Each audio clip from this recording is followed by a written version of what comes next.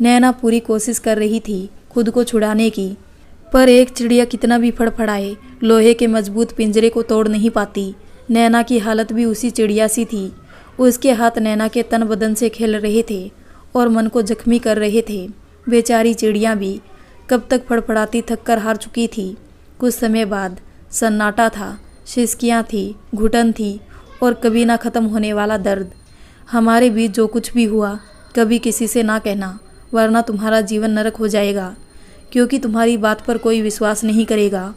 लगभग बेसुध पड़ी नैना के होठों पर एक बार फिर अपने होठ रखते हुए उन्होंने कहा, अगर तुम मुझे खुश रखोगी तो मैं भी तुम्हें खुश रखूँगा, वरना तुम खुद समझदार हो। कहकर वो चले गए। काफ़ी देर तक नैना यूं ही पड़ी रही, फिर धीरे से खड़ी हुई। उसे खुद से घृणा हो रही थी। एक बार फिर जाकर आईने के सामने बैठ गई और खुद को देखकर ज़ोर ज़ोर से रोने लगी।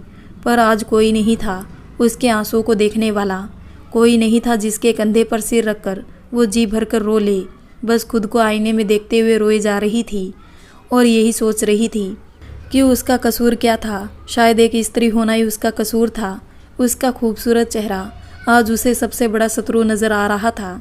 अगर मैं बदसूरत होती तो कोई मेरी तरफ देखता भी नहीं ना। कितना अच्छा होता अगर मैं बदसूरत होती। हे भगवान, मुझे बदसूरत बना दो। हे भगवान, मुझे पागल कर दो। मुझे मार डालो भगवान, मुझे मार डालो।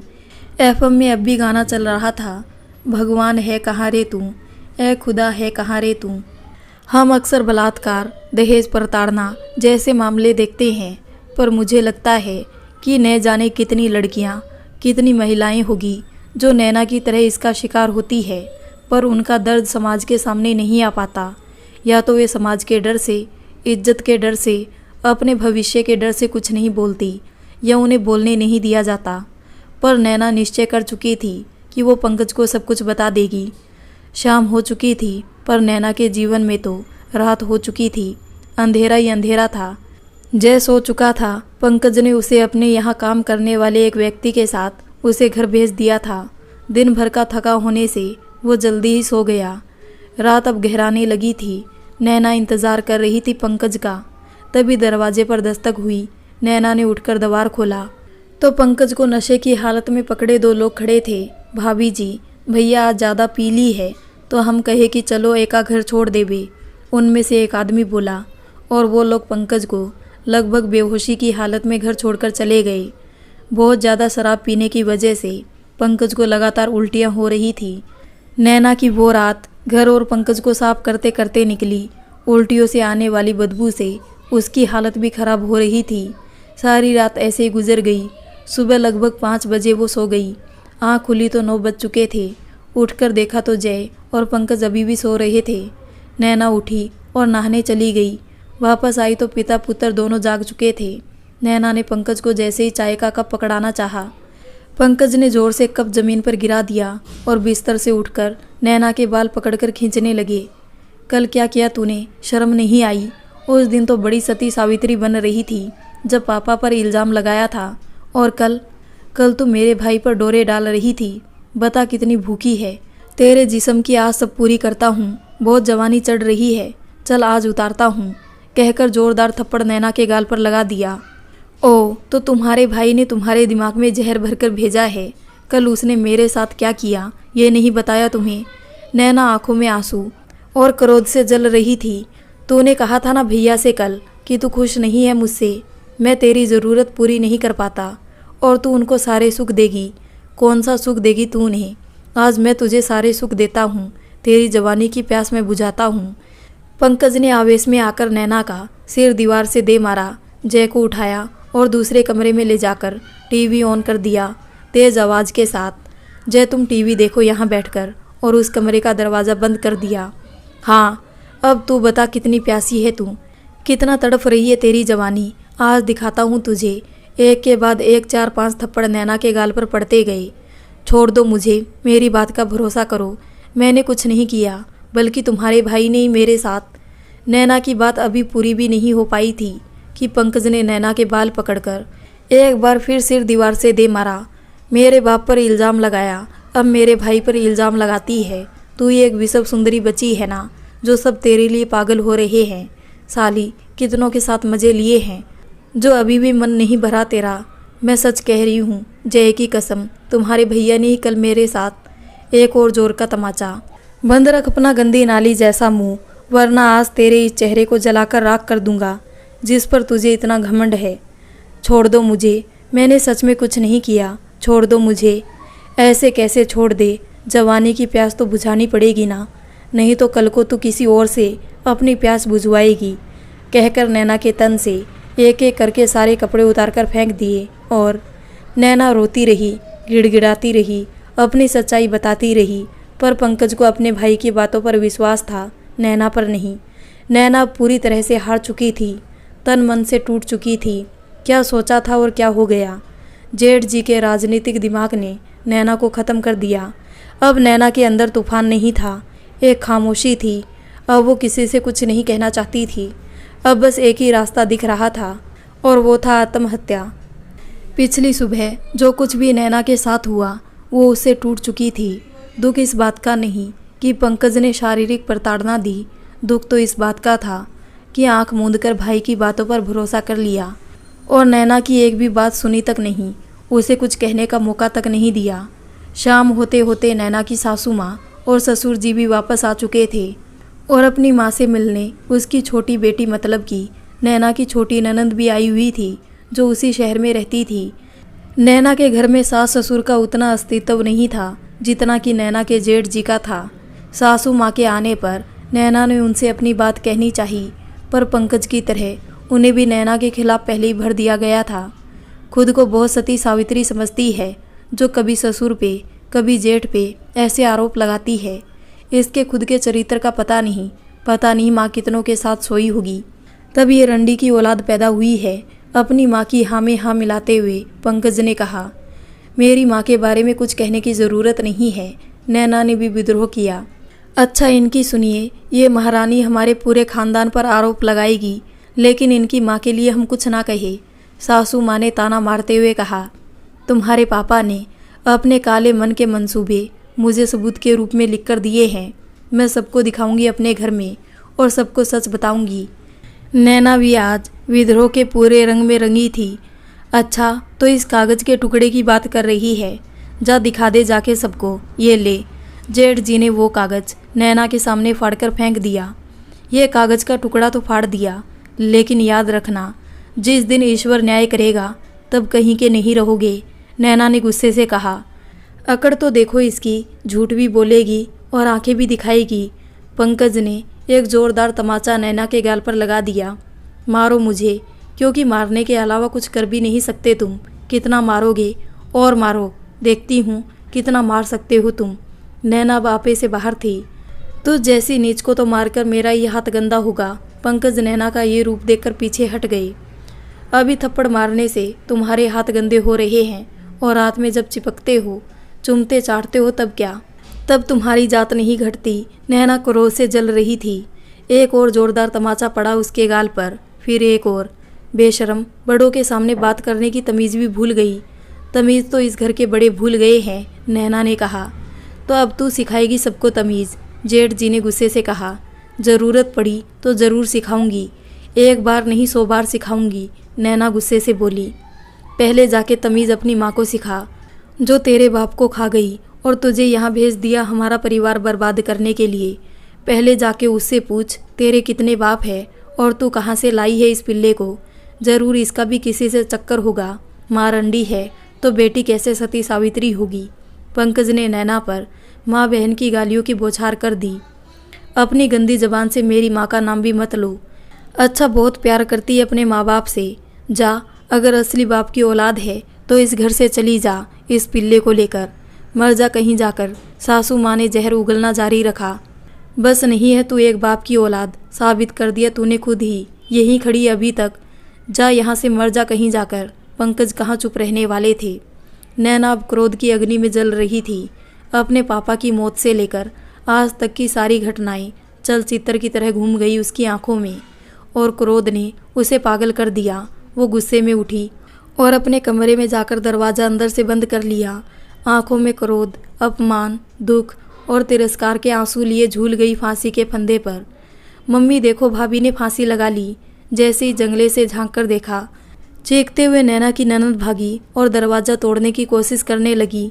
घबराकर सब नैना के कमरे की तरफ भागे, मगर दरवाज़ा मजबूती से बंद था। किसी को कुछ समझ नहीं आ रहा था। तभी नैना की ननद कूलर के लिए बनी खिड़की, जिस पर नैना ने पेंटिंग लगा रखी थी, कूदकर अंदर घुस गई और फांसी के फंदे पर फड़फड़ाती नैना के पैरों को पकड़कर ऊपर की ओर उठा दिया। तभी सासू माँ ने जय को भी उसी खिड़की से कमरे में कूदा दिया और दरवाज़ा खोलने को कहा।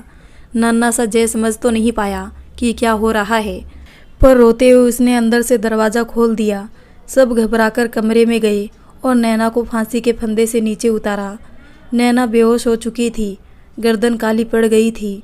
सब घबराए हुए थे, पर डॉक्टर को बुलाना या डॉक्टर के पास ले जाना नहीं चाहते थे। बदनामी का डर जो था। नैना आज खामोश पड़ी थी, बेहोश पड़ी थी। आज सासू माँ की आंखों में आंसू थे, पर शायद ये आंसू दुख या पश्चाताप के नहीं, बल्कि डर के थे। जय लगातार रोए जा रहा था। 3.5 साल के मासूम को पता ही नहीं था कि हुआ क्या है। बस अपनी माँ को देखकर वो रोए जा रहा था। नैना की नब्ज टटोली गई। जिंदा है, ये तो अच्छा हुआ कि समय से बचा लिया, वरना आज कुछ भी हो सकता था। कुछ घंटों में होश आ गया, कहकर जेठ जी घर वालों ने चैन की सांस ली। कुछ घंटों बाद नैना को होश तो आया, पर वो हिलने डुलने में सक्षम ना थी। उसने देखा कमरे में कोई नहीं है। जय उसके पास बैठा रो रहा था। वो घंटों जय को रोते देखती रही। उसकी आंखों से भी लगातार आंसू बह रहे थे, पर वो आज उठकर अपने बेटे को गले नहीं लगा पा रही थी। उसके बहते आंसू नहीं पहुंच पा रही थी। इस बेबसी की वजह से वो और ज़्यादा रोए जा रही थी। कुछ देर में रोते रोते जय सो गया। नैना को अब अपने किए पर पछतावा हो रहा था। ये क्या किया मैंने, एक बार भी जय के बारे में नहीं सोचा। मेरे बाद उसका क्या होगा। मैं उसे इन जानवरों के बीच छोड़कर जा रही थी। गलती उन लोगों ने की है, फिर मैं खुद को और अपने बेटे को सज़ा क्यों दे रही थी। इन लोगों के मेरे जीने या मरने से कोई फ़र्क नहीं पड़ता। दूसरा विवाह करने में कितने दिन लगाएंगे ये लोग, पर मेरे बेटे, मेरे जय का क्या होगा। नहीं, अब मैं कभी आत्महत्या नहीं करूँगी। मुझे जीना होगा अपने जय के लिए। सोचते सोचते नैना की आत्मा भी कहरा उठी। शरीर का ये दर्द शायद उतना नहीं था जितना आत्मा पर लगे घाव के दर्द थे। अगले 10-12 दिन नैना को कमरे में ही बंद रखा गया, ताकि उसकी गर्दन के निशान खत्म हो जाए। इस बीच जब भी अलका नैना से मिलने आई, किसी न किसी बहाने से उसे वापस भेज दिया गया। लगभग 15 दिन बाद जब नैना के गर्दन के निशान बहुत हल्के पड़ गए, तब उसे कॉलेज जाने की अनुमति मिली। क्या हुआ था भाभी, आप इतने दिनों से कॉलेज नहीं आई? अलका ने पूछा। नैना कुछ नहीं बोली, बस आंखों में आंसू बह निकले। कॉलेज पहुंचकर नैना और अलका कंप्यूटर लैब में चले गए। नैना क्लास में बैठने की स्थिति में नहीं थी। लैब में पहुंचकर अलका और पूजा दोनों ही नैना की बहुत अच्छी सहेली थी। नैना से पूछा तो नैना एक छोटे बच्चे की तरह रोने लगी और अपने मन का सारा दर्द अपनी सहेलियों से कह डाला। तुम इतनी डरपोक कैसे हो सकती हो? गलती उनकी है और ख़त्म तुम खुद को करने जा रही थी। इससे तो वो सब बहुत खुश हो जाते, पूजा ने कहा। हाँ भाभी, मरना किसी समस्या का समाधान नहीं है, और फिर जय के बारे में तो सोचा होता, अलका ने नैना को समझाया। देखो नैना, तुम्हें अपने लिए ना सही, अपने बेटे के लिए कदम उठाना होगा। तो तलाक ले ले, पूजा ने कहा। उसके बाद क्या करूँगी, कहाँ जाऊँगी? मेरा कोई नहीं, मैं मम्मी पर बोझ नहीं बन सकती। नैना ने अपनी परेशानी बताई। यार पढ़ी लिखी हो तुम, किस दिन के लिए पढ़ाया था तुम्हारे पापा ने तुम्हें? ये सब अत्याचार सहने के लिए नहीं नैना, बल्कि इसलिए पढ़ाया था कि तुम उनकी हरकतों का जवाब अपनी शिक्षा से दे सको, अपने बेटे का ख्याल खुद रख सको। इतना पढ़ा लिखा होने के बाद भी तुम अत्याचार सह रही हो, ये तो तुम्हारी गलती है, पूजा ने समझाया। नैना को भी एहसास हुआ कि ठीक ही तो कह रही है पूजा, कब काम आएगी उसकी पढ़ाई। चलो आज मैं तुम्हें कहीं ले चलती हूँ, वहाँ जाकर तुम्हें तुम्हारी सारी समस्याओं का समाधान मिलेगा, पूजा ने नैना से कहा। नहीं, अगर घर पे पता चल गया तो, नैना ने मना किया। कौन बताएगा घर पर भाभी, मैं हूँ ना, मैं सब संभाल लूँगी, बस आप हमारे साथ चलो, अलका ने हौसला बढ़ाया। अरे बाबा, दुपट्टे से मुंह बांध ले और चल, कोई नहीं पहचान पाएगा, पूजा ने मुस्कुराकर कहा। तीनों एक साथ मुस्कुराए और कॉलेज में सर से इजाज़त लेकर जल्दी निकल गए। क्या नैना को उस जगह मिलेंगे अपने सवालों के जवाब और समस्या का हल? मंजिल उन्हीं को मिलती है जो रास्तों पर चलते हैं। नैना भी अब मंजिल की तलाश में निकल चुकी थी। अलका, नैना और पूजा कॉलेज से झूठ बोलकर निकल जाती है। ऑटो खाली हो क्या? पूजा ने एक ऑटो वाले से पूछा। हाँ बिटिया, कहाँ जाओगी? ऑटो वाले ने पूछा। घंटाघर। बैठो बिटिया। और वो तीनों घंटाघर की ओर चल दी। नैना ने दुपट्टे से चेहरा ढक लिया ताकि कहीं कोई जान पहचान ना ले। पागल है क्या? इतने बड़े शहर में तुम्हें कौन पहचानेगा? पूजा ने हंसते हुए कहा। फिर भी कहीं कोई जान पहचान का मिल गया तो? नैना को डर था कि घर वालों को पता चल गया तो गजब हो जाएगा। घंटाघर पहुंचकर पूजा ने कुछ फल खरीदे, फिर वो आगे पैदल चल दिए।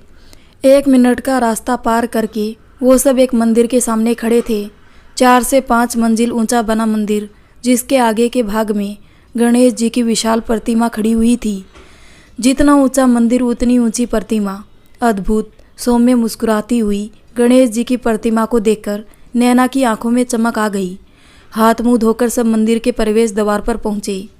नैना, ये मूसक महाराज है, तेरी जो भी मनोकामना हो वो इसके कान में बोल दे। कहते हुए पूजा ने मूसक के कान में कुछ कहा। एक एक सीढ़ी चढ़ते चढ़ते नैना को लगा जैसे उसके मन का बोझ हल्का हो रहा है। पहले माले पर सिद्धि विनायक श्री गणेश जी के दर्शन कर आशीर्वाद लिया। नैना की आंखें अनायास ही झलक गई। दूसरे माले पर गणेश जी के विभिन्न रूपों के दर्शन कर नैना के मन का सारा दर्द जैसे धुलता जा रहा था। तीसरे माले पर गणेश जी की बहुमुखी प्रतिमा के दर्शन के साथ साथ सबने बैठकर प्रसाद ग्रहण किया। थोड़ी देर तीनों वहीं बैठे रहे। नैना को पहली बार एक अद्भुत सुख की अनुभूति हुई। वैसे मैं भी कानपुर से ही हूँ और घंटाघर के इस गणेश मंदिर में गई हूँ। रेलवे स्टेशन के बाहर बने इस अद्भुत मंदिर में वाकई कुछ ऐसा है कि वहाँ जाकर एक अनोखा अनुभव होता है, सुकून मिलता है, मन को शांति मिलती है। मैं आज भी जब भी कानपुर जाती हूँ वहाँ ज़रूर जाती हूँ। ऐसा ही खूबसूरत सा अनुभव नैना को भी हुआ। मन ही मन बहुत सी बातें गणेश जी से करती रही। आंखों में आंसू की धार बहती रही और फिर एक शांति, एक तृप्ति, एक विश्वास के साथ वो घर लौट आई। नैना को अखबार पढ़ने का शौक बिल्कुल नहीं था। होगा भी कैसे? जिसकी खुद की ज़िंदगी तमाशा बनी हुई हो वो अखबार क्या पढ़ेगी?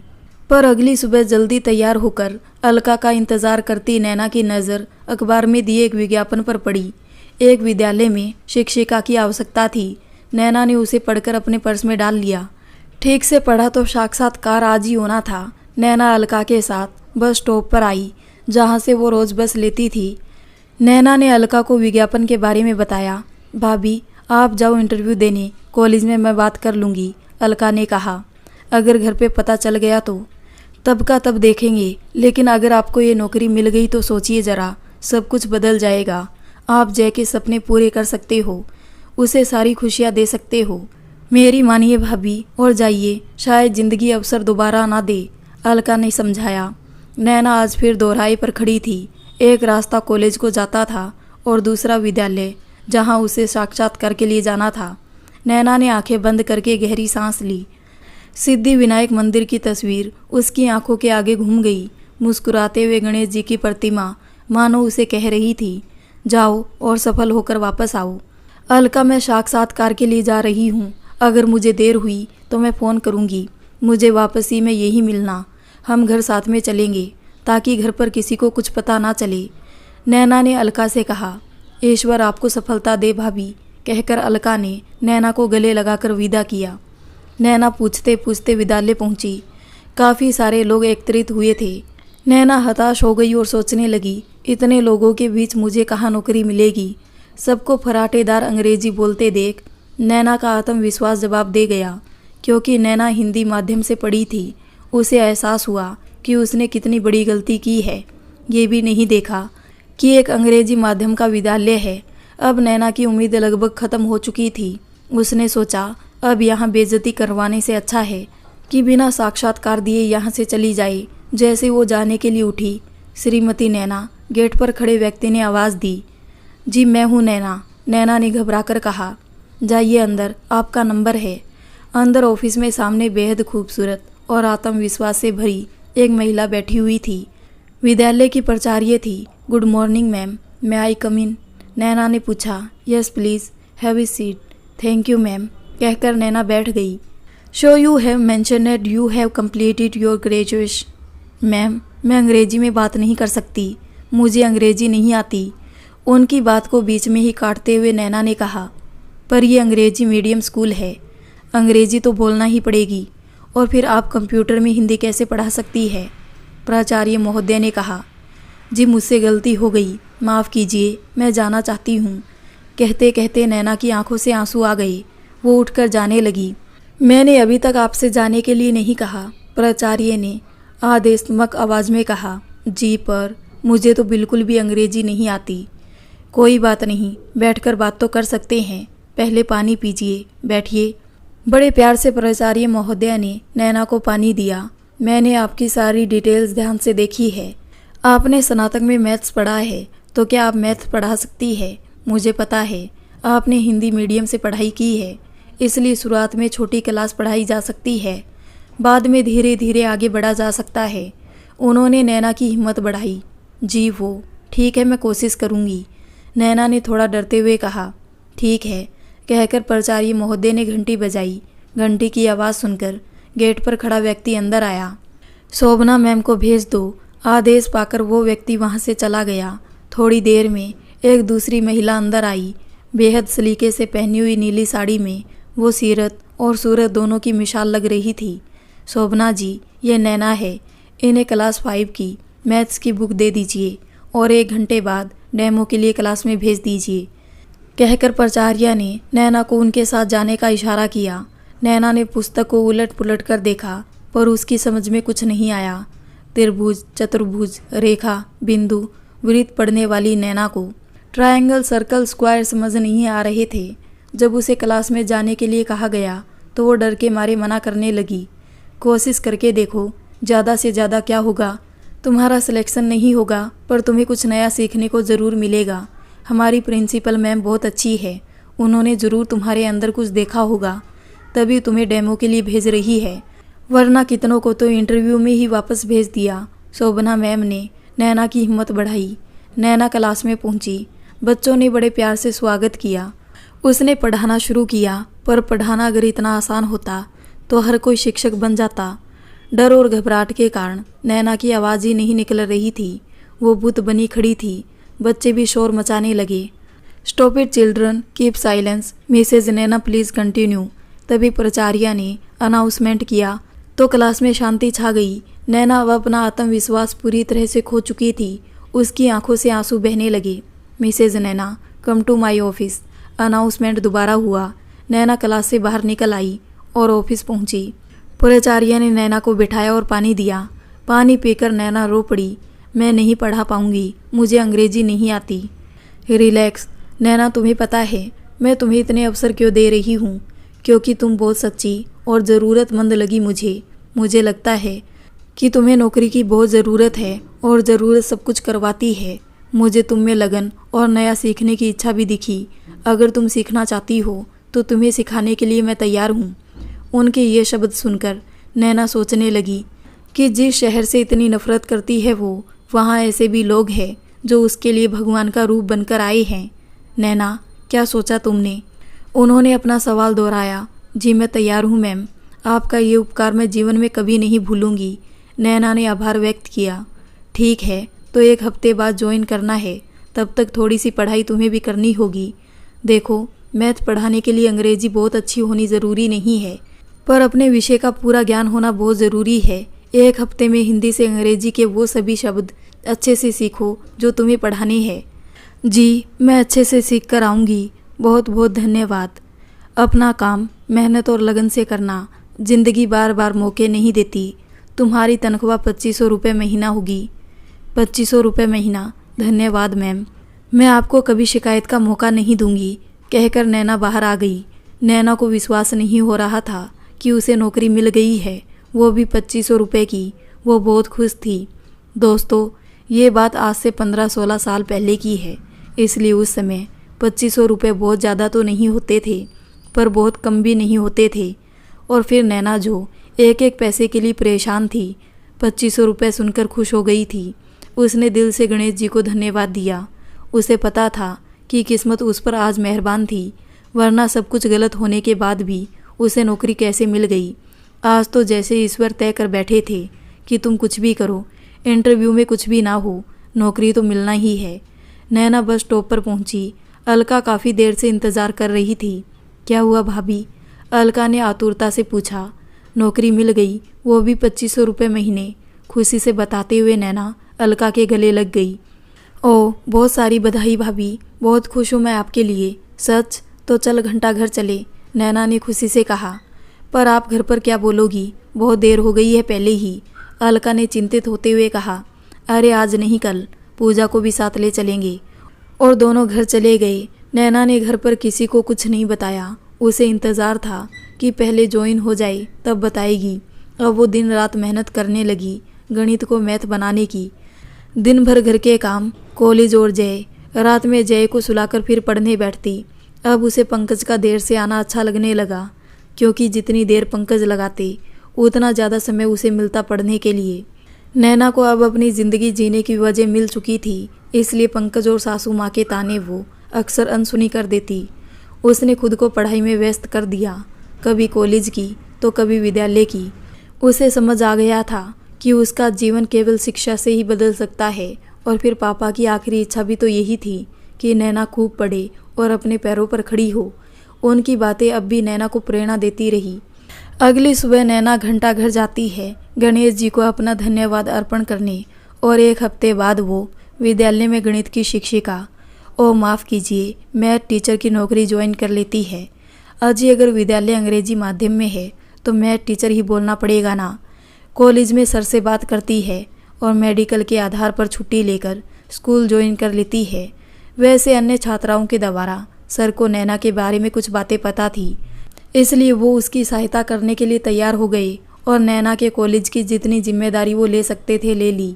लेकिन घर में जब नैना ने बताया कि उसने नौकरी ज्वाइन कर ली है तो काफ़ी हंगामा हुआ। खैर वो तो होना ही था, पर नैना भी ठान चुकी थी कि पीछे नहीं हटेगी, और इस बार उसने वैसा ही किया। घर में अब सब जान चुके थे कि नैना किसी की नहीं सुनेगी। सारी कोशिशें की गई, पंकज भी अपने स्वभाव के अनुसार मारा पीटा, पर अब नैना तैयार थी हर जख्म सहने के लिए।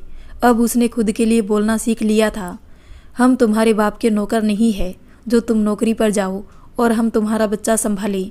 या तो नौकरी कर लो, ये बच्चे को पाल लो, सासू माँ ने कहा। ठीक है, मैं उसे भी संभाल लूँगी, कहकर नैना ने अगले दिन अपने प्राचार्य पारुल मैम से जय के एडमिशन की बात की। ठीक है, तुम उसका एडमिशन यहीं करवा दो, पारुल मैम ने कहा। पर मैम, वो अभी प्ले स्कूल में जाएगा, छोटे बच्चों की छुट्टी जल्दी हो जाती है और मेरी 2 बजे, ये 2 घंटे में कैसे संभालूंगी, नैना ने अपनी परेशानी बताई। कोई बात नहीं, अपने पति से बात कर लो, वो या कोई और आकर जय को लेकर जाएंगे। जी, जय के पापा दिन भर व्यस्त रहते हैं, रात को आते हैं और घर में ऐसा कोई नहीं है जो उसे लेकर जा सके। नैना ने संकोच के साथ अपनी बात रखी। ठीक है, तुम सुबह उसके साथ उसकी ज़रूरत का सारा सामान ले आना, वो किसी आया के साथ रुक जाया करेगा। और अगर तुम्हारा पीरियड फ्री हो तो तुम आ सकती हो उसके पास। पारुल मैम ने समस्या का समाधान निकाल लिया। अगले दिन नैना जय को लेकर स्कूल जाने लगी। जय को कहाँ लेकर जा रही हो, सासू माँ ने टोका। आज से जय मेरे साथ स्कूल जाएगा, नैना ने जवाब दिया। नहीं, जय तुम्हारे साथ नहीं जाएगा, वो अपने पुराने स्कूल में ही जाएगा। आपने ही तो कहा था कि जय को संभालने में परेशानी आती है, इसलिए अब ये मेरे साथ जाएगा, नैना ने भी पूरे आत्मविश्वास से कहा। एक तो बिना पूछे बताए नौकरी कर ली और अब बिना पूछे बताए बच्चे का स्कूल बदल दिया। बड़ी अम्मा बन गई हो जो अब सारे निर्णय तुम लोगी। सारे नहीं, सिर्फ मेरे और जय के, सासू माँ की बात को बीच में ही काटते हुए नैना ने कहा। घर से कदम सोच समझ कर निकालना, वरना शाम को जो होगा उसकी जिम्मेदार तुम खुद होगी, सासू माँ ने चेतावनी दी। नैना ने एक बार पीछे मुड़कर उन्हें देखा, मुस्कुराई और जी मैं तैयार हूँ कहकर चली गई। नैना का आत्मविश्वास देखकर घर में सभी चिंतित थे। अगर इसे घर में नहीं बिठाया गया तो ये हमारे हाथ से निकल जाएगी। देखा आज कैसे अनदेखी करके चली गई। सासू माँ ने दोनों बेटों को बुलाकर अपनी चिंता जताई। अभी थोड़ा रुको, जोश अभी ज़्यादा है, धीरे धीरे औकात में ला देंगे, जेठ जी ने सासू माँ को तसल्ली दी। घर का कोई काम तुम ना करना मम्मी, सब यही करेगी, करके जाएगी और वापस आकर भी करेगी, तब अकल ठिकाने आएगी। जेठ जी ने अगला सुझाव दिया। पर अब नैना को इन सब से कोई फर्क नहीं पड़ता था। हालांकि सासू माँ का मन नैना के लिए हमेशा पसीज जाता था। इतनी मेहनत करते देख उन्हें उस पर तरस आ जाता और कभी कभी मोहवश उसकी सहायता भी कर देती। आज जो भी हो, पर कभी माँ बेटी का प्यारा रिश्ता जिया था उन्होंने नैना के साथ। खैर समय बीतता गया। PGDCA प्रथम वर्ष का परिणाम आया। नैना ने 78% अंकों के साथ अपनी कक्षा में दूसरा स्थान पाया। 1 वर्ष और शेष था। नैना को जब अपनी पहली तनख्वाह मिली तो वो सासू माँ के लिए एक साड़ी लेकर आई। जब उसने वो साड़ी सासू माँ को दी तो उनकी आंखें भर आई। उन्होंने नैना को गले से लगा लिया। नैना भी जानती थी कि सासू माँ उसे बहुत प्यार करती है, पर जेठ जी की बातों में आकर वो उससे नाराज़ हो जाती है। इसी तरह संघर्ष के साथ नैना आगे बढ़ती रही थी। पंकज के अत्याचार, जुल्म सब कुछ सहकर वो अपनी जगह बनाने की कोशिश कर रही थी। अपने 2500 रुपये की कमाई में हर महीने चुपके से 800 रुपये की दवा लाने लगी, जिससे पंकज की शराब छूट जाए, और चुपके से कभी खाने में तो कभी पानी में मिलाकर दे देती, पर उसका भी असर नहीं हो रहा था। एक दिन जब वो विद्यालय पहुंची तो अपनी कक्षा में कदम रखते ही चौंक गई। बच्चों ने कक्षा को बहुत खूबसूरत तरीके से सजाया था। ब्लैक बोर्ड पर बड़े बड़े अक्षरों में लिखा था, हैप्पी बर्थडे नैना मैम। जैसे ही उसने कक्षा में कदम रखा, सारे बच्चे एक साथ एक स्वर में गाना गाने लगे। नैना की आंखें झलक गई। प्यार, स्नेह और वात्सल्य का समुंदर आंखों से बहकर बाहर आ गया। बच्चे भी समझ गए थे कि मैम भावुक हो गई है। वो दिन नैना की ज़िंदगी का बहुत खूबसूरत दिन था। इतना सारा प्यार और स्नेह पाकर वो बहुत खुश थी। छुट्टी के समय जब वो जाने लगी तो प्राचार्य मैम ने उसे बुलाया।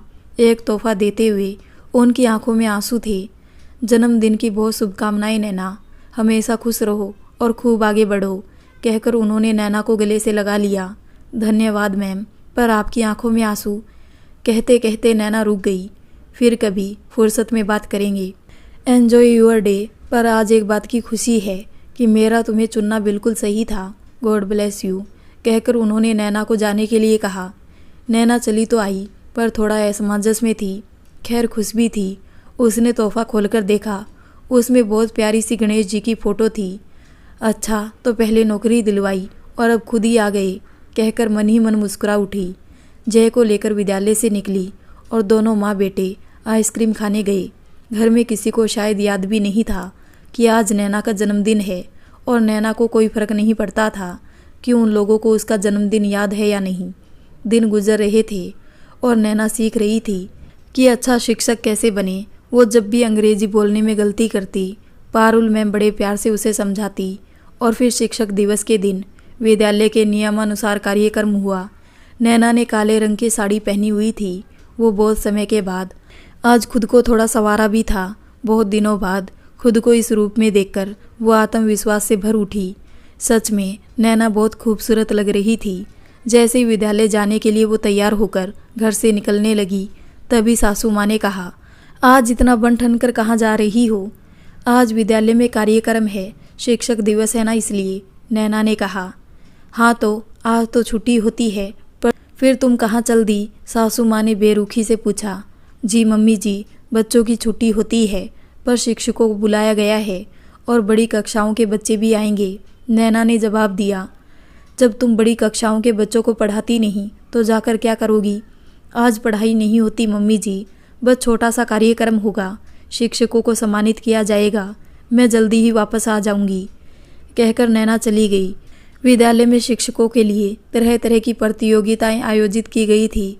प्राचार्य महोदय का उड़े जब जब जुल्फे तेरी पर नृत्य देखकर सबने बहुत आनंद उठाया। सभी ने विभिन्न प्रतियोगिताओं में बढ़ चढ़कर हिस्सा लिया। फिर सभी शिक्षकों को पुरस्कृत किया गया, जिसमें 2 श्रृंखलाओं में नैना को भी पुरस्कार मिला और विद्यालय की ओर से भी सभी शिक्षकों को तोहफा देकर सम्मानित किया।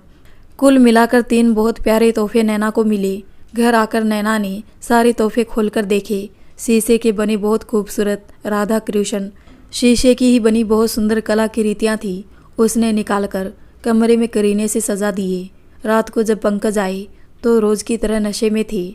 घर में आते ही नैना पर बरस पड़ी। किस यार से मिलकर आई है आज? किसके लिए सज धज कर गई थी? मन आई रंग रलियाँ। नैना को इस सब की उम्मीद ना थी। ये सब मुझे स्कूल से मिले हैं शिक्षक दिवस के लिए। इतना सज धज के स्कूल गई थी, हरामखोर किसके साथ सोकर आई है।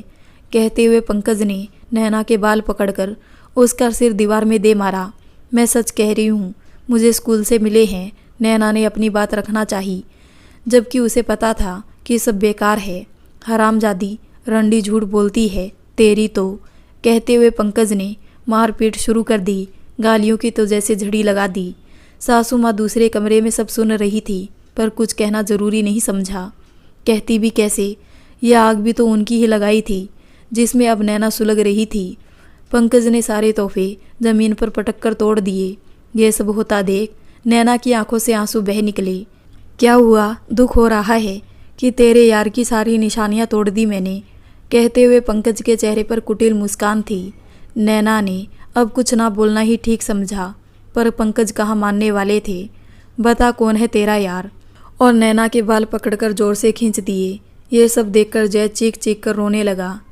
बता क्यों नहीं देती, किससे मिलने गई थी, क्यों बच्चे की दुर्दशा करवा रही है। सासू माँ भी अब नैना के कमरे में आ गई। कहा ना स्कूल से मिला है। नैना ने गुस्से से कहा। तो मिला अपनी प्राचार्य को फ़ोन, बात करा जरा उनसे कि तू आज स्कूल ही गई थी। सासू माँ ने नैना को फ़ोन देते हुए कहा। नैना नहीं चाहती थी कि उसके हालात प्राचार्य स्कूल के किसी और सदस्य को पता चले, मगर घर के हालात बिगड़ते देख नैना ने प्राचार्य महोदय को फ़ोन किया।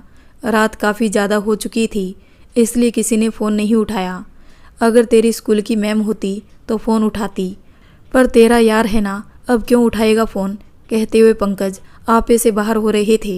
नैना पर थप्पड़ और लात गुस्सों की बरसात कर दी।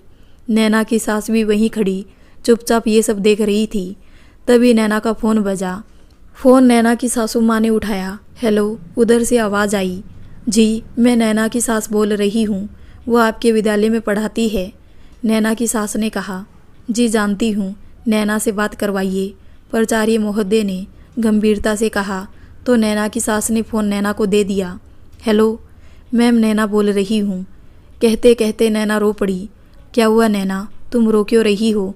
उधर से आवाज़ आई। मैम प्लीज़ मेरे घर वालों को बता दीजिए कि आज स्कूल में मुझे 3 तोहफे दिए गए हैं या नहीं। नैना ने रोते हुए कहा। नैना स्पीकर ऑन करो, प्राचार्य महोदय ने गुस्से से कहा। नैना ने स्पीकर चालू कर दिया। पहली बात तो ये कि रात के 12:30 बजे आप मुझे फ़ोन कर रहे हैं, इसका मतलब सब्र नाम की चीज़ आपके पास बिल्कुल नहीं है। और दूसरी बात ये कि नैना आज विद्यालय आई थी और उसका आना अनिवार्य था। उसे विद्यालय से 3 तोहफे भी मिले हैं। आप कहे तो सबके बारे में विस्तार से बता दूं कि क्या क्या थे वो तोहफे। नहीं मैडम, हमारा वो मतलब नहीं था। सासू माँ ने झेपते हुए कहा। एक बात और, मुझे नहीं पता कि आपके घर के हालात क्या है। हाँ, पर नैना की कदर करना सीखिए। खुशकिस्मत है आप सब जो उसके जैसी बहू मिली है। भरोसा करना सीखिए। कहकर उन्होंने फ़ोन रख दिया। कमरे में अब सन्नाटा था। नैना और जय की सिसकियाँ साफ साफ सुनाई दे रही थी। सासू माँ अब अपने कमरे में जा चुकी थी। नैना ने सिसकते हुए बिखरते कांच के टुकड़ों को समेटना शुरू किया।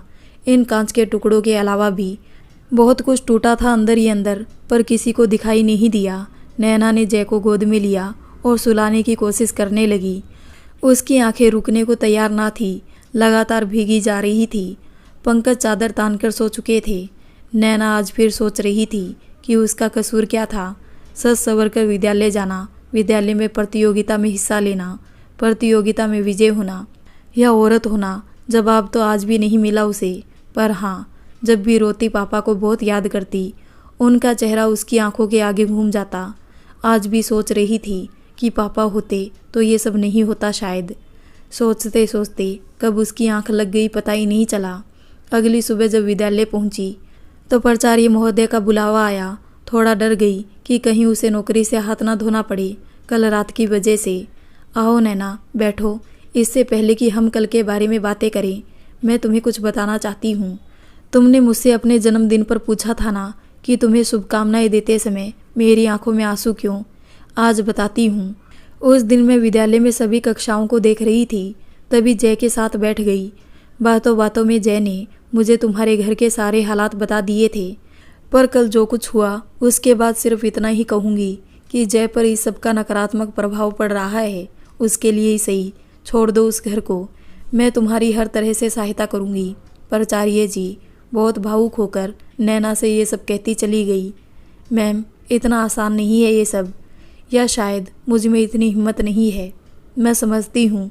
पर हाँ, अगर कभी तुम्हें ये लगे कि तुम बहुत अकेली हो तो मुझे याद करना। एक बड़ी बहन के रूप में मैं हमेशा तुम्हारे साथ हूँ। अपना और जय का ख्याल रखना। और हाँ, जीवन में कभी भी दोबारा आत्महत्या के बारे में सोचना भी मत। खुद के लिए जियो, जय के लिए जियो। उन्होंने नैना का हौसला बढ़ाया। नैना भी सहानुभूति के आंसू लिए उनके ऑफिस से बाहर आ गई। आज वो खुद को बहुत मजबूत महसूस कर रही थी। उसने ठान लिया था कि अब वो जिएगी और सिर उठाकर जिएगी, क्योंकि गलती उसने नहीं की, उन्होंने की है, तो सिर उनका झुकना चाहिए। नैना अब दुगनी हिम्मत के साथ आगे बढ़ने के लिए तैयार थी। उधर उसके घर वाले भी ठान चुके थे कि कैसे भी हो नैना की नौकरी छूटना ही चाहिए। दोस्तों, अब तक आपने पढ़ा कि किस तरह नैना के जीवन की सच्चाई उसके प्राचार्य के सामने आती है और वो उसका पूरा साथ देती है। मगर नैना के घर वालों का एक ही मकसद है कि किस तरह नैना अपनी नौकरी छोड़ दे, और इसके लिए वो सब उसे शारीरिक, मानसिक हर तरह से प्रताड़ित करते हैं। पर नैना मजबूती से उन सब का सामना करती है। आखिर में हार मानकर घर वाले उस पर चोरी और चरित्रहीनता का आरोप लगाकर उसे परेशान करते हैं, और इस बार उसके मायके में भी शिकायत की जाती है। नैना का भाई और उसके चाचा जी उससे मिलने जाते हैं। वहाँ नैना के ससुराल वाले उस पर बहुत सारे आरोप लगाते हैं। नैना का भाई जानता था कि ये सब झूठे हैं, इसलिए अपनी दीदी का ही साथ देता है। मगर चाचा जी नैना का साथ ना देकर ससुराल वालों का साथ देते हैं। नैना अपने साथ हुए सारे अत्याचार बताना चाहती थी, पर चाचा जी का रवैया देखकर चुप रह जाती है। लंबी बहस, बहुत सारे आरोप, लालछन के बाद फैसला लिया जाता है कि पंकज अब कभी शराब नहीं पिएंगे और नैना का ख्याल रखेंगे। नैना ना तो नौकरी करेगी और ना ही फ़ोन रखेगी। फैसला नैना के भाई को अच्छा नहीं लगा, पर बड़े लोगों के बीच कुछ नहीं कह पाया। नैना भी राजी नहीं थी, मगर चाचा जी ने पापा के छोटे भाई होने का वास्ता देकर साधिकार नैना से नौकरी छोड़ने को कहा। नैना ने नौकरी छोड़ दी, उसका फ़ोन भी ले लिया गया। नैना चाहते हुए भी कुछ नहीं कर पाई। एक बार फिर हार गई अपनों के आगे, अपने संस्कारों के आगे, कुटिल राजनीति के आगे। कुछ दिन तो सब ठीक रहा, क्योंकि नैना के ससुराल वाले उसे विश्वास दिलाना चाहते थे कि पंकज अब नैना और जय की पूरी जिम्मेदारी उठाएंगे। पर धीरे धीरे सब डर्रे पर लौटने लगे। नैना अब घर में कैद होकर रह गई। ना ही बाहर का कोई उसे मिलने आ सकता था और ना ही वो बाहर जा सकती थी। किसी से कोई संपर्क नहीं था। मायके में भी जल्दी बात नहीं हो पाती। जब भी उसे फ़ोन दिया जाता मम्मी से बात करने के लिए, तो सिर पर कोई ना कोई खड़ा रहता। नैना अब समझ चुकी थी कि उसके साथ एक बार फिर छल हुआ है। हालात अब पहले की तरह हो गई थी। पंकज की रोज़ रोज़ की लात गुस्सों से ना सिर्फ नैना का तन बल्कि मन भी घायल हो चुका था।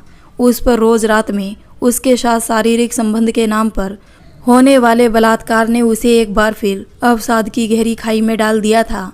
कॉलेज जाना बंद था। इसी बीच नैना की तबीयत बहुत ज़्यादा खराब रहने लगी।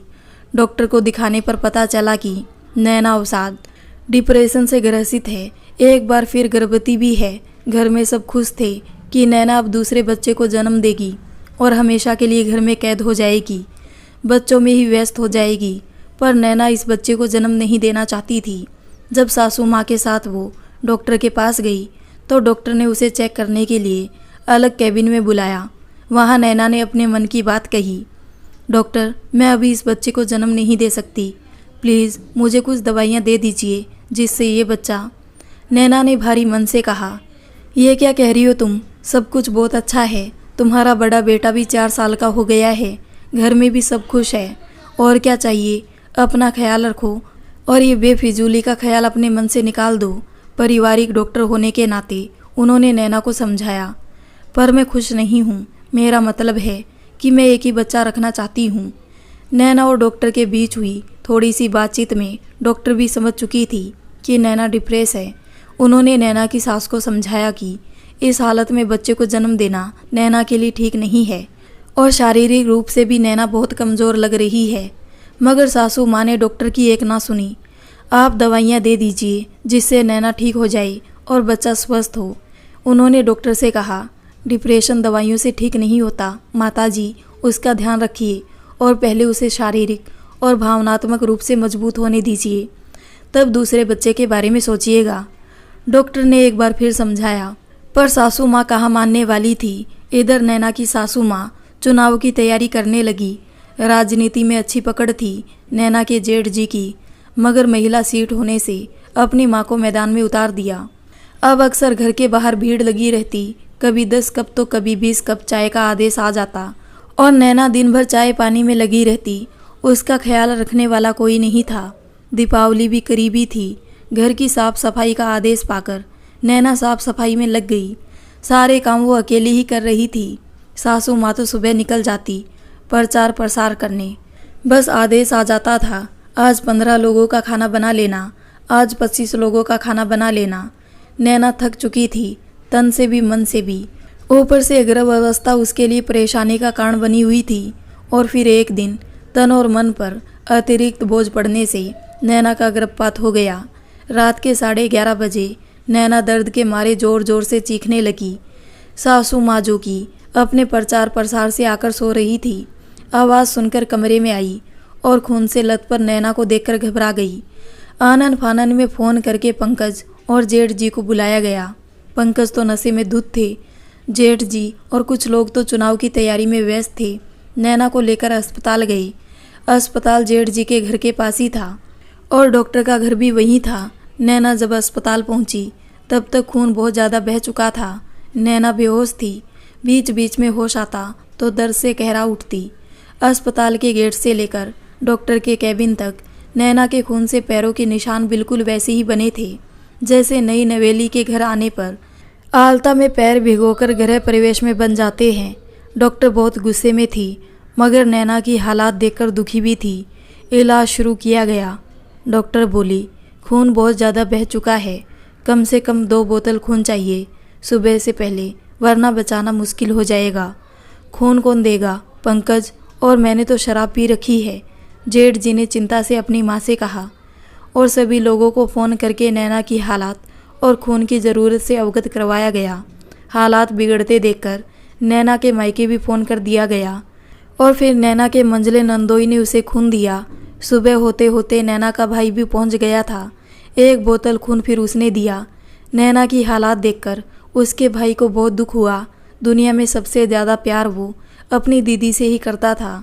2 दिन बाद दिवाली होने की वजह से डॉक्टर ने नैना को अस्पताल से घर भेज दिया, पर हिदायत के साथ कि नैना अब कुछ दिनों तक सिर्फ आराम करेगी।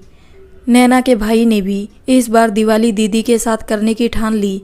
जहां घर के सारे सदस्य फिर से चुनाव प्रचार में व्यस्त हो गए थे, वही नैना का भाई अनुज उसका ध्यान रखने लगा। दीदी को समय से दवाई देना, जय के खाने पीने, नहाने इत्यादि के सारे काम वो खुद करने लगा। भाई के आने से नैना की दिवाली रोशन हो गई। भाई दूज पर बहन से टीका करवाया और उपहार में उसे एक मोबाइल दिया। पर मुझे फ़ोन रखने की इजाज़त कहाँ है? नैना ने दुखी मन से कहा। आपको अब किसी की इजाज़त की ज़रूरत नहीं। मैं उस दिन नहीं बोल पाया, पर आज ये फ़ोन मैं खुद दे रहा हूँ आपको। कम से कम आपका हाल चाल तो पता चलता रहेगा। और हाँ दीदी, अगर आपको नौकरी मिलती है तो आप ज़रूर कीजिए, मैं आपके साथ हूँ। अगर घर में किसी को कोई दिक्कत है तो अभी बात करें मुझसे, बाद में दीदी से कुछ भी कहने की ज़रूरत नहीं है। घर में सब उसकी बात चुपचाप सुनते रहे, किसी ने कुछ नहीं कहा। अगले दिन नैना का भाई वापस चला गया। नैना के पास स्कूल के किसी भी सदस्य का नंबर नहीं था। उसने सोचा स्कूल जाकर प्रिंसिपल मैम से मिलूंगी, पर तबीयत खराब होने की वजह से वो नहीं जा पाई। खैर, सासू माँ चुनाव हार गई और उसका पूरा गुस्सा अक्सर नैना पर निकालने लगी। धीरे धीरे दिन बीतने लगे। नैना को कहीं भी बाहर जाने की इजाज़त नहीं थी। घर पर अखबार आना बंद करवा दिया गया। अखबार अब दुकान पर आता और वहीं से रद्दी में चला जाता। बाहरी दुनिया से एक बार फिर सारे संपर्क टूट चुके थे।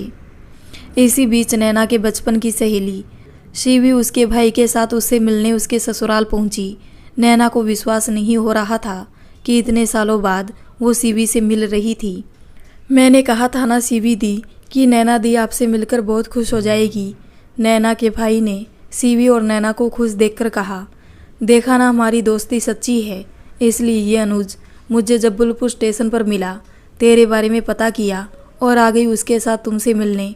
सीवी भी खुशी से चहकते हुए बोली, सच में मुझे तो अब भी विश्वास नहीं हो रहा कि तू मेरे घर आई है।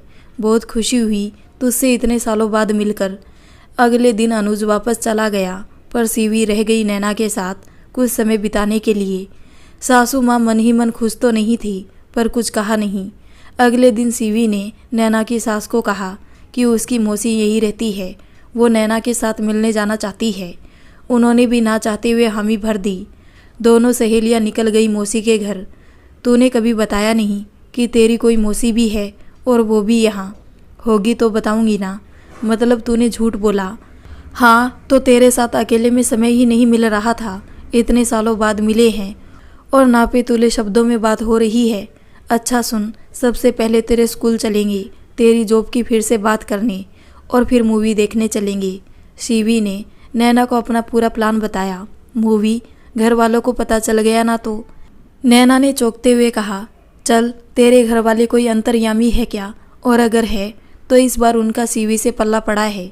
नैना को आंख मारते हुए सीवी ने चुटकी काटी, पर जय वो घर पर जाकर बता देगा। ओफो, कितने सवाल तेरे पास।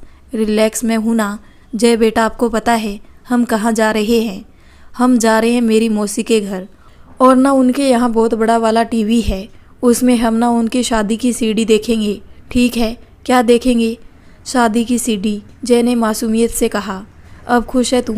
सीवी ने मुस्कुराकर नैना से कहा। तू बिल्कुल नहीं बदली, कहकर नैना हंस दी। स्कूल जाकर पता चला कि पारुल मैम लखनऊ चली गई है। कोई बहुत अच्छे स्कूल में चयन हो गया था उनका। दोनों थोड़ा निराश हुए, पर वो अपना दिन नहीं खराब करना चाहते थे।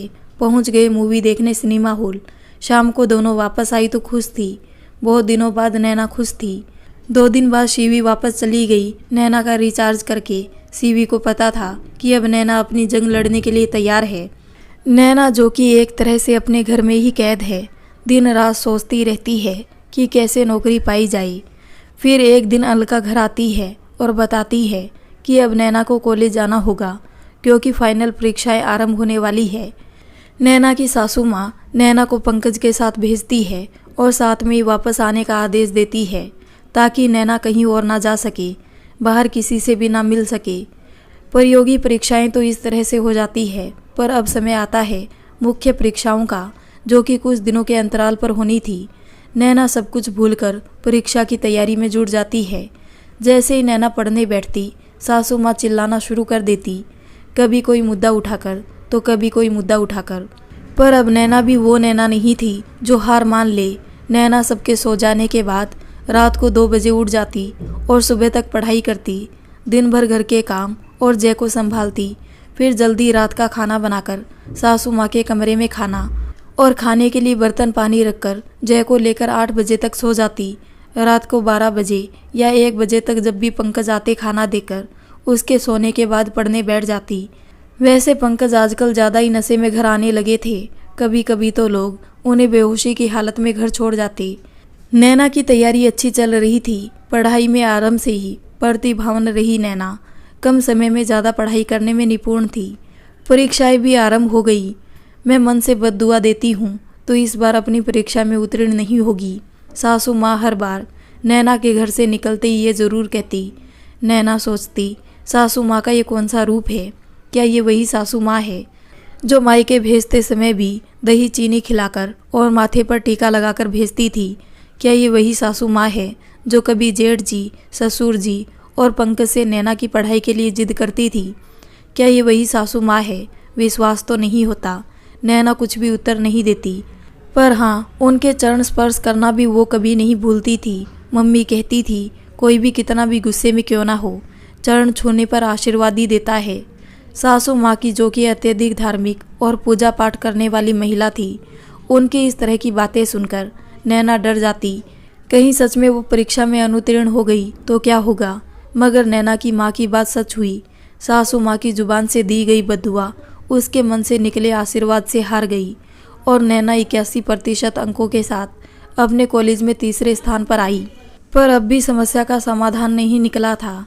नैना ने मन ही मन अपने श्री सिद्धि विनायक गणेश जी को याद किया। अरे वही घंटा घर वाले, भूल गए क्या आप? आस्था में बहुत शक्ति है। अगले दिन नैना के पड़ोस में रहने वाला एक छोटा सा बच्चा मौका पाकर प्रसाद देने के बहाने घर में आया। उसके हाथ में कागज के टुकड़े में एक लड्डू था। वो लड्डू उसने नैना को दिया और धीरे से कहा, चाची, मम्मी ने कहा है कि ये कागज फेंकना नहीं, इसको पढ़ना। और वो भाग गया। नैना ने लड्डू प्लेट में रखकर कागज को ध्यान से देखा और उसके चेहरे पर चमक फैल गई। खुशी से उसकी आंखें चमक उठी। वो एक अखबार का टुकड़ा था जिसमें एक विज्ञापन था। विद्यालय में कंप्यूटर शिक्षिका की आवश्यकता थी। साक्षात्कार 2 दिन बाद था। बिना किसी को कुछ बताए नैना ने तैयारी कर ली। अपने सारे कागजात तैयार कर वो उस दिन की प्रतीक्षा में थी और समंजस में भी कि घर से बाहर कैसे निकले। और फिर उस दिन सुबह से जल्दी सारा काम खत्म कर अपने तबीयत खराब होने का बहाना बनाया। नैना का नाटक वो नहीं समझ सकी और पंकज को बुलाने दुकान चली गई। बस इतनी देर में नैना घर से निकल ली और लौटकर आने पर क्या होगा इसकी परवाह उसे नहीं थी, क्योंकि उसे पता था कि ज़्यादा से ज़्यादा गालियाँ देंगे, मारपीट करेंगे और क्या, वो सब तो वैसे भी होना ही है। घर से निकलकर नैना विद्यालय पहुंची। ये विद्यालय ज़्यादा दूर न था, पास ही था। साक्षात्कार चल रहे थे। नैना ने सभी ज़रूरी प्राथमिकताएं पूरी की और अपनी बारी की प्रतीक्षा करने लगी। कुछ समय बाद नैना प्राचार्य के सामने थी। साक्षात्कार लेने वाले कुल 5 व्यक्ति थे, जिनमें 1 महिला और 4 पुरुष थे। औपचारिक पूछताछ, विषयगत प्रश्न और अन्य सभी तरह के प्रश्नों का नैना ने बहुत ही आत्मविश्वास के साथ उत्तर दिया। सभी उसके उत्तर से खुश और संतुष्ट थे। ठीक है श्रीमती नैना, हम आपको फ़ोन करके आगे की प्रतिक्रिया बताएंगे, उस विद्यालय के प्राचार्य ने कहा। नैना धन्यवाद कहकर बाहर आ गई और बाहर आकर उसने सबसे पहले ईश्वर को धन्यवाद दिया और फिर पारुल मैम को याद किया। आज अगर आत्मविश्वास से सभी प्रश्नों के जवाब दे पाई तो वजह पारुल मैम ही है। घर आकर तमाशा होना था और हुआ भी, और नैना ने भी सच बता दिया कि वो कहाँ गई थी। इस बार तो और बवाल हुआ, पर नैना खुश थी कि उसका साक्षात्कार बहुत अच्छा हुआ। अब घर वालों को चिंता थी कि अगर नैना का चयन हो गया तो इस बार उसे रोकना मुश्किल होगा, इसलिए इस बार दूसरी तरह से उसे परेशान करना शुरू किया। वो हमने बात कर ली है, वहाँ स्कूल में तुम्हें नौकरी पक्का मिल जाएगी। मेरे मिलने वाले हैं, वो सिफारिश लगा दी, वरना कहाँ तुम्हें नौकरी मिलने वाली है। जेठ जी जानते थे नैना स्वाभिमानी है और एहसान की नौकरी नहीं करेगी। चलो तुम्हारा इतना एहसान रहेगा नैना पर, वरना कहाँ इसकी किस्मत में नौकरी है। सासू माँ ने हाँ में हाँ मिलाई। कोई ज़रूरत नहीं है किसी को मुझ पर कोई एहसान करने की। मुझे अब आप सबके एहसान की कोई ज़रूरत नहीं, नैना ने गुस्से से जवाब दिया। अब ये सब कहने से क्या फ़ायदा, अब तो बात कर ली है, अब तो नौकरी हमारी वजह से मिल ही जाएगी। मानो या ना मानो, ये एहसान तो हो गया हमारा तुम पर, जेठ जी ने अपना एहसान जताते हुए कहा। नैना चुपचाप अपने कमरे में चली गई और सोचने लगी कि अगर इनके एहसान की नौकरी की तो ये लोग जीने नहीं देंगे, ताना मारते ही रहेंगे। और मन ही मन निश्चय कर लिया कि इनके एहसान की नौकरी नहीं करेगी। 2 दिन बाद विद्यालय से फ़ोन आया। नैना समय से विद्यालय पहुंची। सामने एक बेहद खूबसूरत और सलीकेदार महिला बैठी हुई थी। बेहद खूबसूरती से पहनी हुई साड़ी, माथे पर बड़ी सी लाल बिंदी, होठों पर सुर्ख लाल लाली और आवाज़ तो जैसे मिश्री घोल दी कानों में। वैसे नाम था रूपल। जी मैं नैना, विद्यालय से फ़ोन किया गया था, बुलाया गया था आज मुझे। नैना उन सुसभ्य महिला से कहा। जी आप बैठिए, थोड़ा समय लगेगा, उस महिला ने मुस्कुराकर कहा। थोड़ी देर बाद उस महिला ने नैना को प्राचार्य कक्ष में जाने के लिए कहा। कहीं आप ये तो नहीं सोच रहे कि ये विद्यालय हिंदी माध्यम का है? अरे बिल्कुल नहीं, ये विद्यालय भी अंग्रेजी माध्यम का ही है और नैना की अब तक जो भी बात हुई अंग्रेजी में ही हुई। नैना ने जैसे ही कक्ष में प्रवेश किया, सामने एक लगभग 30 वर्षीय व्यक्ति जो काफ़ी खड़ूस जान पड़ता था बैठा हुआ था। वैसे इस व्यक्ति से नैना की पहली मुलाकात साक्षात्कार के समय ही हुई थी। मैं आई कम इन सर, नैना ने दरवाजे को आधा खोलते हुए नैना ने कहा। आइए बैठिए नैना जी, प्राचार्य ने कुर्सी की तरफ इशारा करते हुए कहा। Good morning sir. Good morning Mrs Naina, आपका चयन हो गया है, इसके लिए आपको शुभकामनाएं। आपकी सैलरी, प्राचार्य ने कुछ फाइल पलटते हुए कहा। मुझे कुछ कहना है, माफ़ कीजिएगा, आपको बीच में ही रोक रही हूँ। नैना ने उन्हें बीच में रोकते हुए कहा। जी बताइए। अब उन्होंने सारी फाइलें एक किनारे रखकर नैना की ओर ध्यान से देखा। हल्के नीले रंग की कॉटन की साड़ी में बिना किसी साज श्रृंगार के, सिर्फ माथे पर बड़ी गोल बिंदी, गांव की महिलाओं की तरह मांग में भरा गहरा सिंदूर, उम्र लगभग 22-23 साल, चेहरे पर गुस्सा, व्याकुलता और डर का मिला जुला भाव। क्या आपके पास मेरे लिए कोई फ़ोन आया था? मेरा मतलब है कि कोई सिफारिश के लिए कॉल आई थी? नैना ने गुस्से से पूछा। सिफारिश? मैं सुनता नहीं किसी की, पर आपने क्यों पूछा? लगता है किसी से सिफारिश लगवाई आपने। पर मिसेज नैना, मैं आपको बता दूं कि यहाँ चयन योग्यता के आधार पर होता है, सिफारिश के आधार पर नहीं। प्राचार्य ने नैना को लगभग डांटते हुए कहा। अगर आप मेरे चयन किसी के कहने पर कर रहे हैं तो मुझे नहीं करनी ये नौकरी। मैं नौकरी अपनी योग्यता के आधार पर करना चाहती हूँ, सिफारिश के आधार पर नहीं। नैना ने अपनी बात कही। और अगर मैं कहूँ कि आपके लिए सिफारिश की है किसी ने तो? प्राचार्य ने नैना से पूछा। तो नहीं करना मुझे ये नौकरी, धन्यवाद, कहकर नैना उठकर चल दी। पर मैंने अभी तक आपसे जाने के लिए कहा। नैना बोली। जब मुझे ये नौकरी करना ही नहीं है तो आपका समय बर्बाद क्यों करूं? प्राचार्य बोले। पहले आप बैठ जाइए। नैना वापस बैठ जाती है। बहुत अच्छा लगा आपके विचार जानकर। वैसे आपको बता दूं कि मेरे पास आपके लिए कोई भी फ़ोन नहीं आया है, और हाँ, अगर आया होता तो मैं आपका चयन कभी नहीं करता। जितनी नफ़रत आपको है उधार की नौकरी से, उतनी ही मुझे भी, उन्होंने मुस्कुराकर कहा। आप सच कह रहे हैं ना? अगर मुझे कभी भी पता चला कि आपने ये नौकरी मुझे सिफारिश के आधार पर दी है तो वो इस विद्यालय में मेरा आखिरी दिन होगा, नैना ने कहा। जी ठीक है, पर ऐसा लग रहा है कि मैं आपको नहीं, आप मुझे नौकरी दे रही है, कहकर दोनों हंस पड़ी। माफ़ कीजिएगा, कल से ज्वाइन करना है आपको। बाकी सारी बातें आपको रूपल मैम समझा देगी। जाते हुए उनसे मिलकर जाइएगा, प्राचार्य ने नैना को निर्देश देते हुए कहा। धन्यवाद कहकर नैना बाहर आ गई। रूपल मैम ने नैना को उसकी कक्षाएं दिखाकर कंप्यूटर लैब के बारे में सब समझा दिया और अगले दिन सुबह 7:30 बजे आने के लिए कहा। ईश्वर को धन्यवाद देते हुए नैना खुशी खुशी घर आ गई। उसे खुशी नौकरी मिलने के साथ इस बात की भी थी कि ये उधार की नौकरी नहीं, किसी के एहसान की नौकरी नहीं। हाँ, अगर एहसान है भी तो पारुल मैम का है। अगर वो उसे पहली बार मौका ना देती तो नैना कभी यहाँ तक नहीं पहुँच पाती। एक बार फिर नैना खुश है कि रास्ते फिर से बनने लगे हैं। नैना बहुत खुश थी कि एक बार फिर जिंदगी की रेलगाड़ी अपनी पटरी पर आने लगी है। उसे खुशी इस बात की भी थी कि कम से कम अब जय के छोटे छोटे सपनों को पूरा करने के लिए उसी किसी के आगे हाथ फैलाने की आवश्यकता नहीं है। विद्यालय में अपनी जिम्मेदारियां अच्छे से समझकर नैना कोशिश करने लगी कि कहीं चूक ना हो। नैना अब नौकरी पर और जय पर ज़्यादा ध्यान देने लगी। नैना की आस्था और विश्वास भी ईश्वर में बढ़ने लगा था। शिक्षा भी किसी भी महिला की सबसे बड़ी ताकत हो सकती है, ये अब नैना को समझ आ गया था। आज उसी शिक्षा की वजह से नैना को नौकरी मिली है। नौकरी से धन, और धन से सब कुछ तो नहीं, पर हाँ, बहुत कुछ खरीदा जा सकता है, शायद छोटी छोटी खुशियाँ भी। वैसे मैंने भी अनुभव किया है कि यदि आपके पास पर्याप्त धन है तो आपका आत्मविश्वास भी बढ़ जाता है। सब आपको सम्मान देते हैं। बहुत से रिश्ते धन से बनते हैं और बहुत से रिश्ते धन से बिगड़ भी जाते हैं। खैर, नैना की कोई लॉटरी तो नहीं लगी थी, पर हाँ, ये नौकरी उसके लिए किसी लॉटरी से कम भी नहीं थी। उसकी सैलरी यहाँ 8,000 रुपये थी, जो उस समय एक अच्छी सैलरी कही जा सकती थी। फिर वही इस विद्यालय से पहली कमाई से नैना सबसे पहले घंटा घर गई।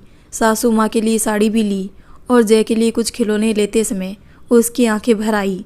उसे याद आया कि किस तरह जब जय अपने बड़े पापा के घर जाता था तो उनके बच्चे जय को अपने खिलौने छूने नहीं देते थे, उसे डांटकर एक जगह बिठा देते थे। और मासूम जय घर आकर नैना से रोते रोते सारी बातें बताता और कहता कि भैया जैसे खिलौने उसके लिए क्यों नहीं लाता कोई। फिर नैना जय के लिए स्कूल बैग लेती है और थोड़ी देर के लिए पिछली यादों में खो जाती है। भैया स्कूल बैग दिखाइए ना। नैना के कहने पर दुकानदार बहुत से स्कूल बैग उसे दिखाता है। जय देखो बेटा, कौन सा पसंद है आपको? नैना जय से पूछती है। स्पाइडरमैन, मुझे ये वाला चाहिए मम्मी। देखो कितना अच्छा लग रहा है। प्लीज़ मम्मी यही वाला दिलाओ ना। जय बड़े प्यार से अनुनय करता है। ये कितने रुपए का है? नैना ने पूछा। 250 रुपये का। नैना अपना पर्स खोलकर देखती है। उसके पास सिर्फ 220 रुपये थे। कुछ कम नहीं करेंगे? नैना दुकानदार से मोल भाव करती है। नहीं, कम ज़्यादा का कोई काम नहीं है। आप एक दाम की दुकान में है। एक दाम के एक बोर्ड की ओर इशारा करते हुए दुकानदार कहता है। नैना सोच में पड़ जाती है। मम्मी ये इतना भी अच्छा नहीं है, वो दूसरा वाला ले लो। जय अपनी माँ की स्थिति को समझकर कहता है। उस 6 साल के बच्चे के मुंह से ये बात सुनकर नैना और दुकानदार दोनों ही उसे देखते रह जाते हैं। नैना मन ही मन कसम सा उठती है, पर उसके पास इतने पैसे नहीं कि वो जय को उसकी पसंद का बैग दिलवा सकती। वो 150 वाला बैग लेकर 10 रुपये की जय को आइसक्रीम खिलाती है और प्यार से उसे गोद में उठाकर उसके माथे पर चुंबन करती है और घर वापस आ जाती है। जी मैडम जी, और कुछ? दुकानदार की आवाज़ सुन नैना ख्यालों में वापस आती है। हाँ, स्पाइडरमैन वाला स्कूल बैग होगा आपके पास? दुकानदार बैग दिखाता है। देखकर नैना की आंखों में खुशी की चमक आ जाती है। हाँ यही वाला। कितने रुपए का है? 320 रुपये। बिना मोल भाव किए नैना उस बैग को ले लेती है। कानपुर में अफीम कोठी के समोसे जलेबी बहुत प्रसिद्ध है। घर वापसी में समोसे जलेबी ले लेती है। सासू माँ ये सब देखकर खुश तो होती है, पर नैना को समझाते हुए कहती है, पैसे बचाना सीखो। पहले ही दिन तुमने इतने सारे पैसे खर्च कर दिए। मैं हर जगह पैसे बचाऊंगी, पर जय की खुशियों के साथ अब कोई समझौता नहीं करूंगी। मेरा बच्चा 1 रुपये की चीज़ के लिए भी तरसे, ये मैं नहीं देख सकती। उसके जाने पर उसके बड़े पापा के बच्चे खिलौने नहीं छूने देते, खिलौना छुपा कर रख देते हैं और घर में कोई कुछ नहीं कहता। तो फिर आज भी घर में कोई कुछ ना कहे तो अच्छा है। मैं ये नौकरी सिर्फ जय के लिए कर रही हूँ, उसकी खुशियों के लिए कर रही हूँ। नैना ने भी सासू माँ को कहा। थोड़ी देर में जय सोकर उठा। इतने सारे खिलौने। ओ मम्मा, ये तो वही वाला बैग है। मम्मा आप बहुत अच्छे हो, कहते हुए जय नैना से लिपट गया। नैना की आंखों में आज फिर आंसू थे, पर ये आंसू खुशी के थे, स्नेह के थे, ममता के थे। अरे अभी तो एक चीज़ बाकी है, नैना ने जय को चूमते हुए कहा और समोसे जलेबी की प्लेट लाकर जय के सामने रख दी। समोसे जलेबी, मम्मा आज तो मज़ा आ गया। जय के चेहरे की इस खुशी के आगे तो नैना अपना सब कुछ हार जाए। गोद में बैग और अपने पास सारे खिलौने रखे जय मज़े से समोसे जलेबी खा रहा था और पास में बैठी नैना की आत्मा तृप्त हो रही थी। उसे इतना खुश देखकर मन ही मन ईश्वर को धन्यवाद दिया और सोचने लगी, अब कुछ भी हो जाए जय की हर खुशी का ख्याल रखूंगी। उसके लिए मुझे कुछ भी करना पड़े, पीछे नहीं हटूंगी। नैना खुश थी।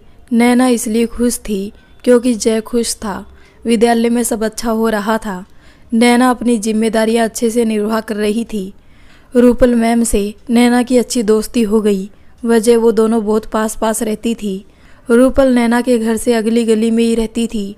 नैना उनकी खूबसूरती की और वो नैना की सादगी की दीवानी थी। दोनों की सोच भी काफ़ी मिलती थी। नैना की मंजली ननंद पार्वती, जो कि हमेशा नैना के पक्ष में रहती थी और कई बार नैना के लिए अपनी माँ से लड़ भी चुकी थी, नैना की नौकरी से बहुत खुश थी। नैना भी उन्हें बहुत चाहती थी, मगर अपने स्वार्थ पूर्ति के लिए नैना के जेठ जी ने नैना और पार्वती के पति का नाम गलत तरीके से जोड़कर काफ़ी बदनामी करने की कोशिश की। मगर पार्वती के पति बहुत समझदार थे, इसलिए उन्होंने इस घर से दूरियां बना ली। और फिर जेठ जी भी तो यही चाहते थे कि नैना की सहायता करने वाला कोई ना हो, इसलिए जो भी नैना की सहायता करता उसे किसी न किसी तरह नैना के जीवन से दूर कर दिया जाता। इधर विद्यालय में कोई था जो नैना की खूबसूरती और सादगी से प्रभावित था और कहीं ना कहीं नैना से एक तरफा प्यार में पड़ चुका था। पर नैना इन सब से अनजान थी। उसे नहीं पता था कि हर पल किसी की नज़रें सिर्फ उसे निहारती है। उसे नहीं पता था कि कोई उसे मन ही मन चाहने लगा था। इन सब से अनजान नैना सिर्फ जय की खुशियों के बारे में सोचती थी।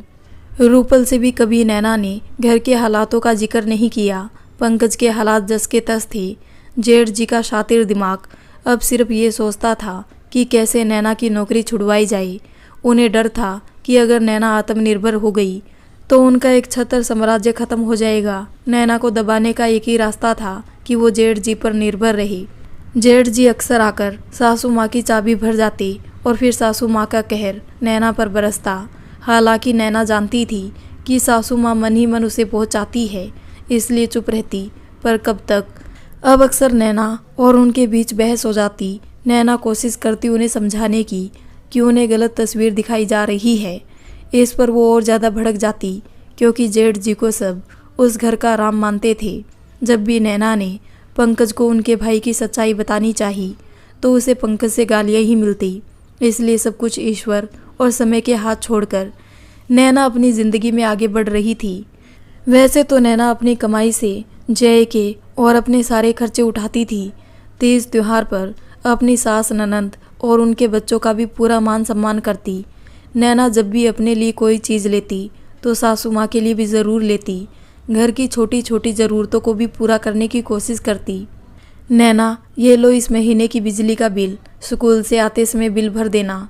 सासू माँ ने नैना को बिल देते हुए कहा।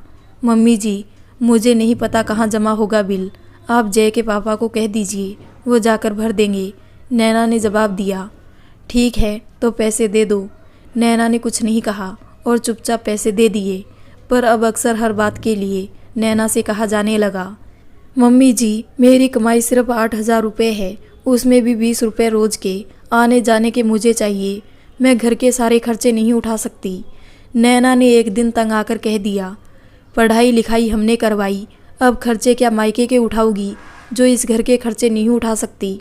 मम्मी जी, मैं मना नहीं कर रही हूँ, पर पैसे बचेंगे तो खर्चे करूँगी ना। मेरे पास इतने पैसे नहीं बचते हैं, मायके की तो कोई बात ही नहीं है। हाँ हाँ, सब पता है हमें, पक्का वहीं भेजती होगी पैसे, तभी तो नहीं बचते। अच्छा, अगली बार से पूरी सैलरी लाकर आपको दे दूँगी, फिर आपको जो ठीक लगे कीजिए। नैना ने बात को ख़त्म करते हुए कहा। उस रात भी पंकज बहुत नशे में घर आए और स्वभाव के अनुसार गाली गलौज करने लगे। जितना तू एक महीने में कमाती है ना, उतना तो हम एक रात में पी के मुँह देते हैं। तुमसे ज़्यादा हमारे यहाँ लेबर कमाते हैं। अकड़ तो इतनी है जैसे टीचर नहीं कलेक्टर बन गई हो। और भी बहुत कुछ। नैना कुछ भी बोलती, बहस होती और फिर मारपीट। इसलिए नैना ने कुछ ना बोलना ही उचित समझा, मगर उसका चुप रहना भी कहाँ गवारा था किसी को। बड़ा घमंड आ गया है तुमको, अब बोलती भी नहीं। कोई बात नहीं, बोलो या ना बोलो, बस इसको उठाओ और मम्मी के पास सुला के आओ।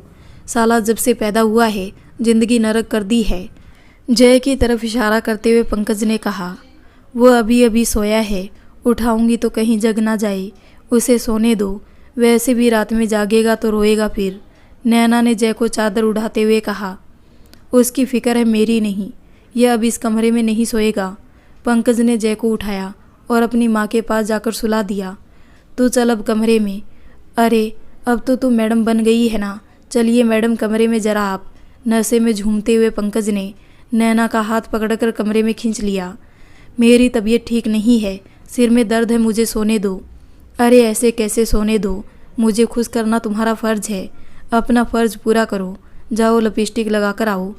हम मरे नहीं हैं अभी जो तुम ऐसे रहती हो, ज़रा साज सज्जा के साथ रहो और हमें खुश रखो। नहीं, मेरी तबीयत सच में ठीक नहीं है, प्लीज़ मुझे सोने दो। नैना ने चादर से मुंह ढकते हुए कहा। ए सुन, मेरे मूड की माँ बहन मत कर, चल उठ के लिपस्टिक लगा। नैना का चादर खींच के उसे हाथ पकड़कर बैठा दिया। अरे मेरी बात को समझो, मेरी तबीयत ठीक नहीं है और बुखार भी है। नैना ने फिर इनकार किया। सब ठीक हो जाएगा, तुम एक बार लिपस्टिक तो लगाओ।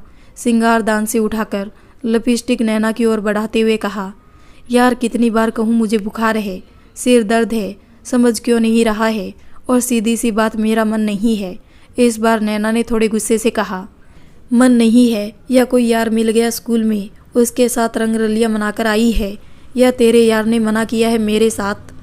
अब पंकज अपनी असलियत पर आ गए थे। हद है, अगर मेरी तबीयत खराब है, मुझे बुखार है, और हाँ सबसे बड़ी वजह कि मुझे पीरियड्स हो रहे हैं, इस वजह से मैं सेक्स नहीं करना चाहती, तो क्या मेरे बाहर किसी से संबंध हो गए? क्या मैं चरित्रहीन हो गई?